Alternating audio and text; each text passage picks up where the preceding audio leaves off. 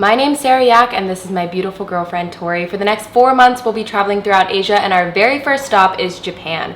We've been dreaming about going to Japan ever since we met each other, so it honestly felt like a fantasy to be here together. We certainly never foreshadowed that I would make the biggest travel mistake of my entire life in our entire trip. We have to just make a plan now for what we're gonna do.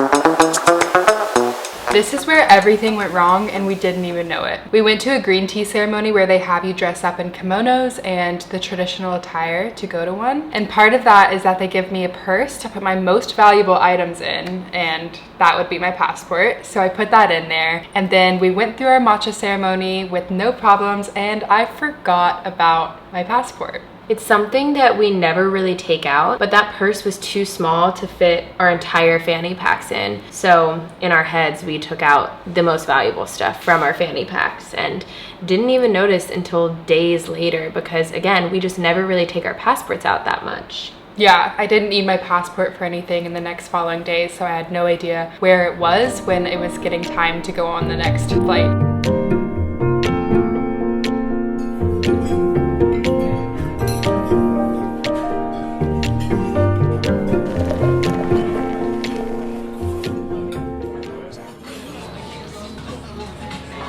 This is the best one.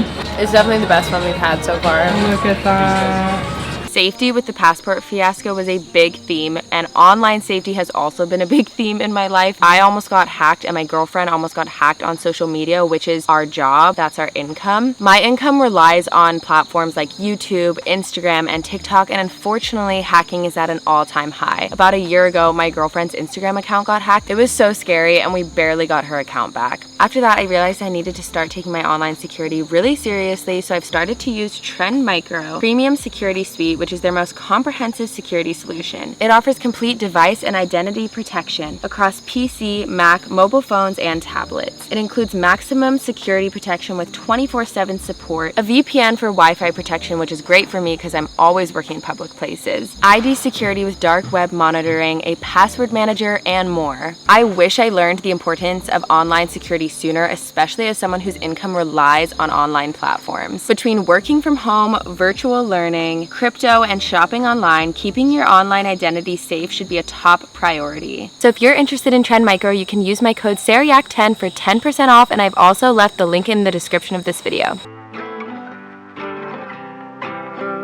We did have a good few days in Kyoto without realizing the passport was missing, and one of my favorite things we did was pottery. I've been wanting to do pottery for a while, but as you guys know, I live in my van in the United States, so I don't really have the room for a kiln or a pottery wheel. So this is one of my first times ever doing pottery, and it was so therapeutic to have my hands on clay and just be making something that I know I'm going to use for a long time.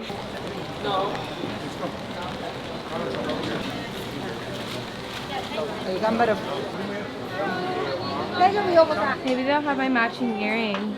I actually really love how neutral these are. We are at Nishigi Market. We decided to explore a little bit after our ceramic class, our pottery class. There's a lot of shellfish here, which we don't eat, but there are these really pretty ceramic shops. So I'm kind of scouring them to see if there's anything I like. I really want a matcha bowl while I'm here, so that's what I'm looking for.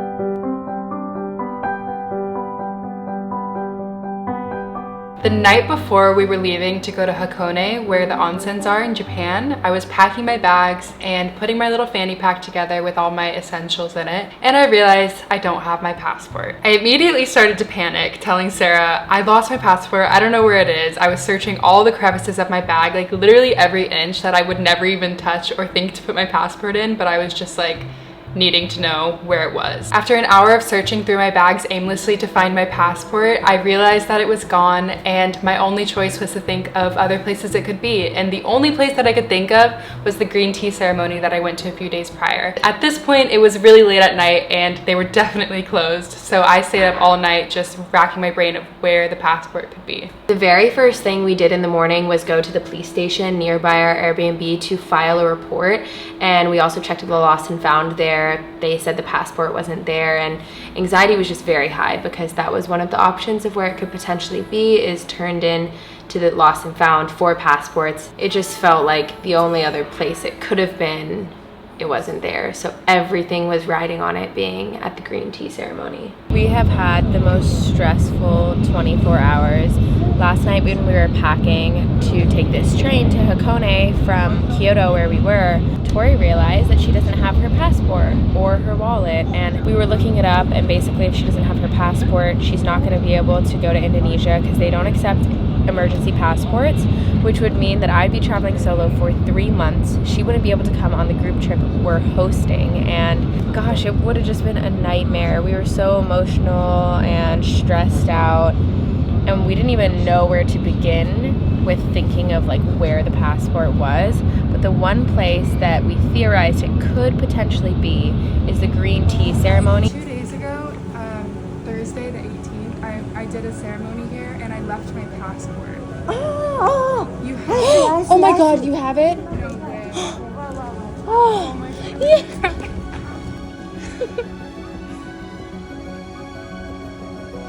I feel so stupid. It's okay, everyone makes mistakes. It's not my passport. There's no way it's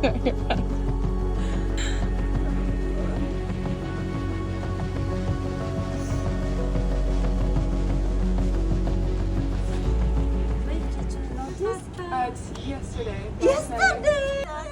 Thank you. Oh, thank you.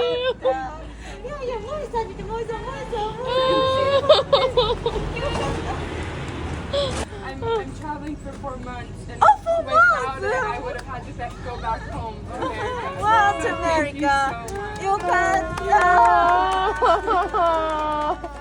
I appreciate you guys so much. Thank you. Okay, yeah. We have to go to a train. Yeah. Thank you. Arigato gozaimasu. Thank you. Thank you. Arigatou gozaimasu.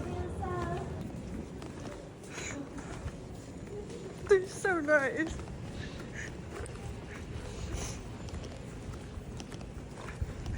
I'm so happy for you. You got it, Tori.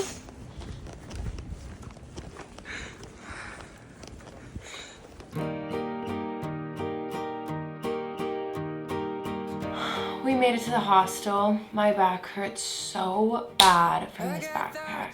It's just been such a stressful day. Such a stressful couple days, honestly, but with Tori losing her passport and also the train system, we kind of messed up today, I think. It just took a really long time. It took 4 hours of transit for us to get here. Thankfully, we're at an onsen though, so there's these baths and we can soak in the springs, and we also got vegan pizza.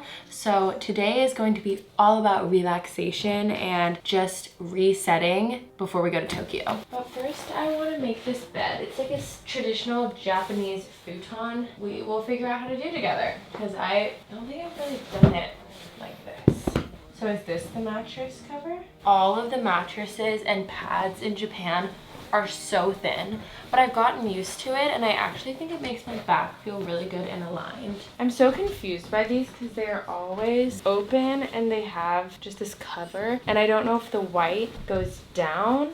Does the white go down? No. No, the brown goes down? Yeah. But then my legs and hands get caught in this, like it's open. Oh wait, no. The You know? top is open. Brown. So it has this pattern Yeah. up top. That. I am so excited to eat pizza. I can't even describe. Like, we have barely eaten anything today. Our whole day has just revolved around getting to Hakone and finding the passport, and we've barely eaten today, so I'm really excited for this pizza.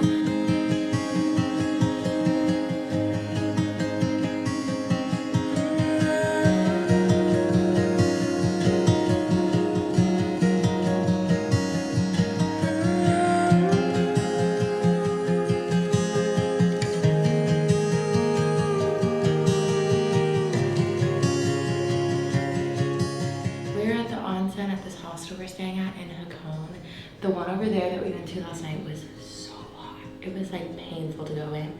This one's a much more manageable temperature, so we're soaking for another 40 minutes before we leave, and I don't want to leave. I'm feeling burnt out from travel days, but today is a shorter transit. We're just going from Hakone to Tokyo, which hopefully won't be that bad. We are packing up to go now, and oh no, I crushed it on a gearing. It's okay, those are really gross anyway to me now. We've just eaten so much of them. Yeah, maybe not the plain white rice ball.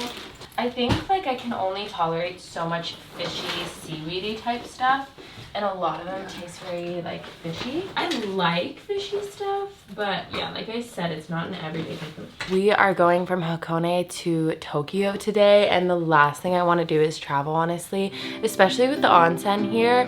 I feel like I'm just beginning to relax, and I want to relax more. Like, I did not want to leave the onsen today when we were soaking. I'm also just feeling a little burnt out from traveling, and don't get me wrong, I'm so grateful to be traveling through Japan, but I feel like we've been just traveling so quickly. We've only been in Japan for like 3 weeks, and we've spent time in Osaka, we've rented a van, we've gone to Kyoto, we literally flew to explore remote islands, and we've just been traveling really quickly, way faster than we travel when we're in our van in the United States, and it's definitely taking a toll on me. I feel super stressed like all the time, especially on travel days, and I'm just looking forward to finally getting settled somewhere where I don't have to plan, I don't have to travel. Today's not one of those days, so we have to pack up. We're going to Tokyo. Just gotta do what you gotta do.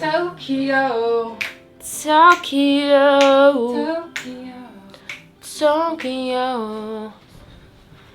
But I'm really grateful to be going to Tokyo, so. And for my girlfriend. You smell really good. And grateful that my girlfriend still gets to travel with me. Oh my god. I'm coming to Indonesia. I was fully prepared to go back to America and just be with Choya.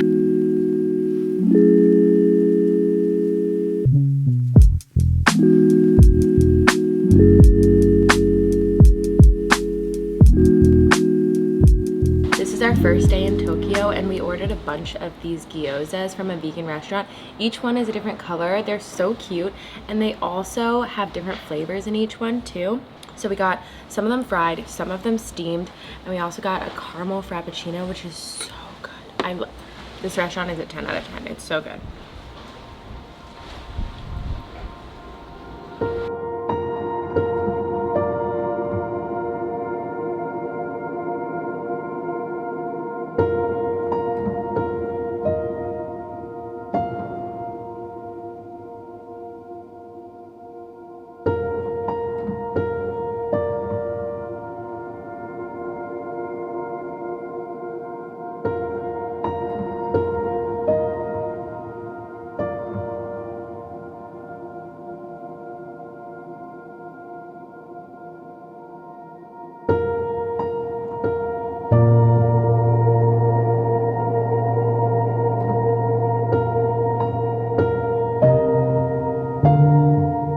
We went to Teamlab, which is this interactive art museum. We went to one in Osaka, but now we went into the one in Tokyo, and it was really cool. I liked it. It was more indoors, whereas the Osaka one is outdoors.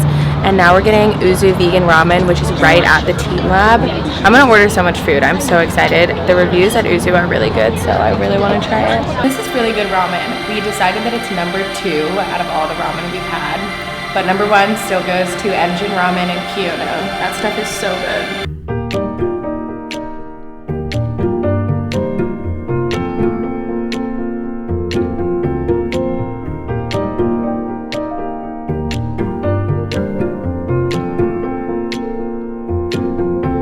By the time our trip came to a close, I was feeling so overwhelmed with gratitude that we found Tori's passport, but I was also feeling so burnt out from traveling. So we ended up staying at a capsule hotel for a few days just to reroute and take things slow before flying to Indonesia and hosting our group trip. And I'm so glad we did, because I really felt re-energized after my time there. And I also made a nighttime routine, so if you want to see that, subscribe to my channel, because that will be posted next Sunday. I'll see you guys then. Bye!